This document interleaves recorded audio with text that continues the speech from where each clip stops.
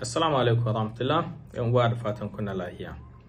Wani sirrin da IS suke yi yanzu wanda yawancin mutane ba mu lura da shi ba. Sannan da wani mataki na kirki masha Allah da ƙasar Niger ta ci na samun tsaro na kare ƙasa. Ko sai mu yi maganar ƙasar mu ta Niger. Mataki mai kyau da Niger ta cin mushi ta ɗoka na gyaran tsaron ƙasa. Akademiya babban makaranta a cikin ƙasar Turkiya wanda take koya tuƙin jirgi na yaƙi da hamma kuma yadda ake control kin drone suka yi bayani suka ce mutum guda 12 daga ƙasar Niger sun ƙara karatu a wannan babban makarantar. 6 a cikinsu masu tuƙin jiragen yaƙi ne, sannan kuma 6 a cikinsu masu kontrolan drone. To wannan abun ya zo ne cikin yarjejeniya wanda Niger ta yi, haddasa ran Niger nan da ba da jimawa ba jirage da suke tashi su kaɗai za ta sayi wasu adadi har yanzu ba a bayyana gudano ba, amma an tabbatar da cewa jiragen nan na ƙasar Turkiya wanda ake kiransu su Aksungor jirgi ne pilot na tashi na yaƙi wanda har yana iya yawon shi a sararin sama fiye da awa 24, sannan kuma yana iya ɗaukan lodi na bama-bamai da kayan yaƙi wanda zai raka kwantarole na kare ƙasa. Wannan jirgi ne mai teknoloji wanda a cikin kasashen Afirka ba kasashe da yawa ba suke da wannan jirgin na drone. A ce yanzu mu Niger ta samu ta kawo shi, har masu ilimin tsaro suna cewa in dai Niger wayannan jiragen suka iso mata zai zamanto kaman sun yi ramplasan sun mai da wurin jiragen na Amurka wanda suka kora nan aka kwashe, kenan kuma za su zo ba wai kawai dan an kawo jiragen ba. Dadan abun shine zai zamanto Niger tana da drone nata wanda mutanen Niger ne aka koya musu aikin wannan yakin, da kudin Niger ne aka saye ta, kuma Niger ce za ta rika tada shi lokacin da ta gani ya kamata don ta kare ƙasa. Kudi ba gyaran ƙasa, kudi ba kokari da hukumomi namu suke yi, banda wannan zancen motoci da kayan yaki wanda suna nan suna yi tare da Turki, tare da China, tare da Rasha. Sai mu dawo bisa zancen IAS. Sirrin IAS da ake tafiya sirri ɗaya ne, zinariya, gold da turanci in kuna so ku faɗi. Zinariyo IAS yau mun lura da cewa Burkina, Mali da Niger suna tara zinariyansu. Mun gani lokacin da Ibrahim Traore ya yi kamfanin tono zinariya na Burkina Faso da hannun jarin 'yan Burkina, kuma suka ce su ne za su rika tana da abinsu a cikin Burkina Faso. Mali haka mun gani hayaniya da ta taso da kamfani shahararru guda biyu, ɗaya na Canada ɗaya na Australia, wanda har Mali ta je ta kwashe ta amshe zinariyoyinta daga wa'annan kamfanin, kuma Mali ita ma ta buɗe kamfani da hannun jarin ƙasan Mali na tono zinariya.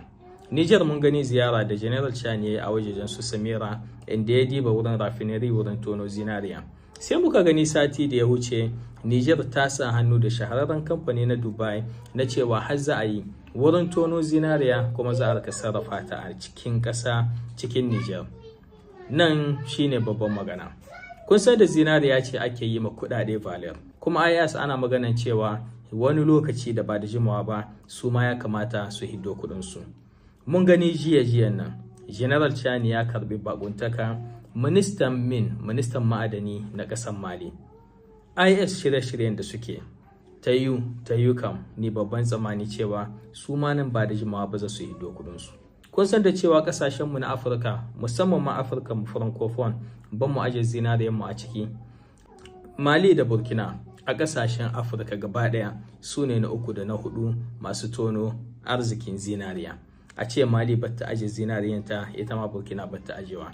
To yanzu dai ba su ne kasashe biyu, Niger ma za ta fara hiddo zinariyanta, kenan zai zamanto muna da tanadi na zinariya wanda mu ma zan mu iya yi na harkar economy, kuɗi namu na IS da kanmu kuma masu kima.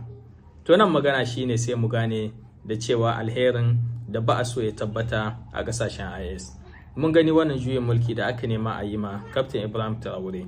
Mun gani wannan la'anannen general na ƙasar Amurka da ya hito cikin majalisin sojawan nasu ya zo ya yi ƙarya wai cewa Ibrahim Traore yana aiki na da zinariya don ya kare kanshi, kawai don ya bunƙasa arzikin kanshi baya ma 'yan ƙasa aiki, wanda mu duka mun san tabbacin cewa wannan ƙarya ne. To duka abun da ake zancen zinariya ne. IS sun gano da cewa zinariyansu sai sun aje abinsu a gida sannan su bunƙasa ta, ba kawai su rika hiddo ta ba dunkulen dutse suna hiddawa mu ba mu karuwa. Cikin yarjejeniya da aka sa a Nijar har da cewa za a buɗe kamfani a rika yin sarƙoƙi da ɗan kunne, kenan mu zan mu hidda zinariyar mu ne dan a saida ta da valiyar, dan a saida ta produit na ƙarshe, ba kawai dutse ba mun ɗauko shi an ba mu kuɗi mu mun ƙaru da shi kamar kashi 10 cikin 100, a'a mu ma zan mu ƙaru da abun mu ne. Wannan abun da ya kamata mu kama ma ƙasashen na namu na IS alheri ne yake zuwa mana insha Allah, amma ba cikin sauƙi ba ne. Alheri ne zai zo, amma sai mun dace, sai mun kama da addu'a, sai mun kama ma shugabannin nan namu, sai mun tsaya a bayan su sosai don mu kare su, tunda su kadai mun gani Thomas Sankara kashe shi aka yi, mun gani Ibrahim Bare mai nasara da ya taso ya gyara ƙasa kashe shi aka yi. Su ma wa'annan in mu 'yan ƙasa ba mu kama musu ba muka kare su, wani zai zo ya kulla musu kulla wanda ban mu fatan ta faru, amma dole mu zamanto mu muke kare su don su ma su samu ƙarin ƙarfin gwiwa don su ci gaba da aikin da suka fara. IS da 'yan labaruruka cikin gaugawa sai mu da ku a sauran ƙarin bayani. Assalamu alaikum warahmatullahi wabarakatuh.